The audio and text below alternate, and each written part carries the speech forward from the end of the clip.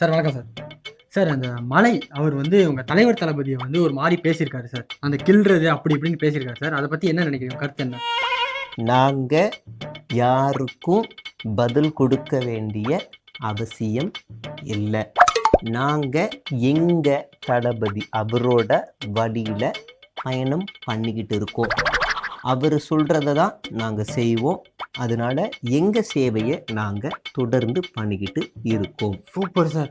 இப்ப பாத்தீங்கன்னா இப்ப நம்ம ஆனந்தன் அவர் என்ன சொல்றாரு பாத்தீங்கன்னா, அந்த மலை அவருக்கு வந்து சரியான பதிலடி கொடுத்திருக்காரு. இது பதிலடின்னு கூட சொல்ல முடியாது, சரியான நெத்தி அடினே சொல்லலாம். இவர் சொல்றதை வச்சு பார்த்தாக்கா இவர் திருப்பி அரசியல் காலத்துல பெரும் புயலாவே இவர் இறங்குவாரு அப்படின்னு எதிர்பார்க்கப்படுது. இந்த மாதிரி பதிலை நம்ம எதிர்பார்க்கவே இல்லை. மீண்டும் இன்னும் நிறைய என்ன பேசுறாருங்கிறத அவர்கிட்ட கேட்டு தெரிஞ்சு போவாங்க.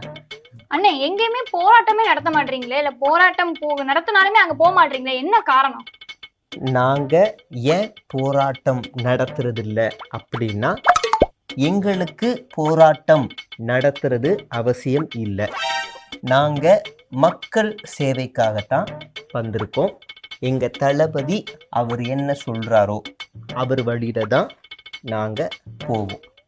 அப்பா, இப்ப பாத்துக்கிட்டீங்கன்னா என்ன மாதிரி ஒரு பதில் கொடுத்திருக்காரு பாருங்க. சூப்பரான பதிலா இருக்கு. புலி பதுங்குறது எதுக்குன்னு நினைக்கிறீங்க? பாய்வதுக்கு தான். அப்ப கண்டிப்பா 2026ல புலி வந்து கண்டிப்பா பாயும் நினைக்கிறேங்க. அதோட தொடர்ந்து அடுத்த கேள்விக்கு போயிடலாம் வாங்க.